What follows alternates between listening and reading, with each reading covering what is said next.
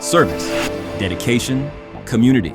This is WPD Behind the Badge. The motor unit, we try to train at minimum. We're required to train 96 hours a year, so it ends up being about once a month, about 8 hours.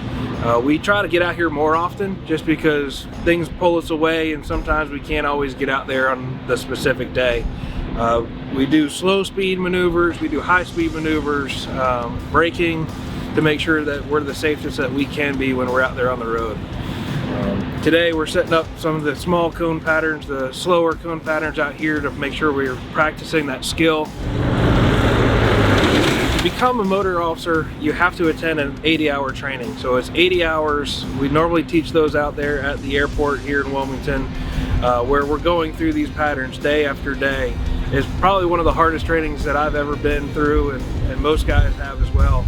But if you don't continue to practice those skills, you're going to lose those skills. And you get very proficient in those 80 hours, but when you don't do it, or you slack off, or you develop bad habits, it'll come back and bite you. And that's the big thing we want to take away from this, is just making sure that we're the safest we can be and that we can control these motorcycles, whether it's in a parade, and you have spectators there on the side of the road, or turning around in traffic after a vehicle or bicycle or wherever it may be.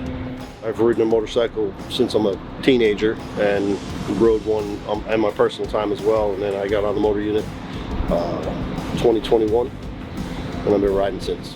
Another big thing we got going on right now is all these e-bikes / motorcycles. We see a large number of young 13, 14, 15-year-olds riding dirt bikes on the Cross City Trail and out by Mayfair and other places, which are causing havoc on traffic.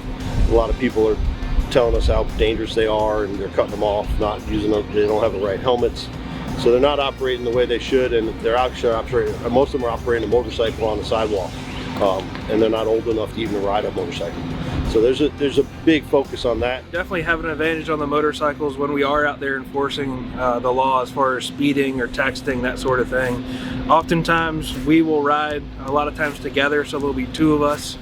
So you have two sets of eyes looking for violations. But to be able to turn around on these violators, we're able to do that so much more easily than a vehicle would be. We've helped with presidential escorts. We've met the president. We've gone down to South Carolina and helped some escorts down there.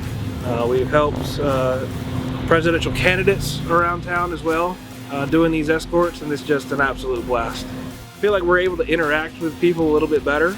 Like Corporal McInerney said, we'll have young individuals pull up next to us at a stoplight, and their mom or dad will roll down the window, and we can wave and give them a high five and have that interaction with them.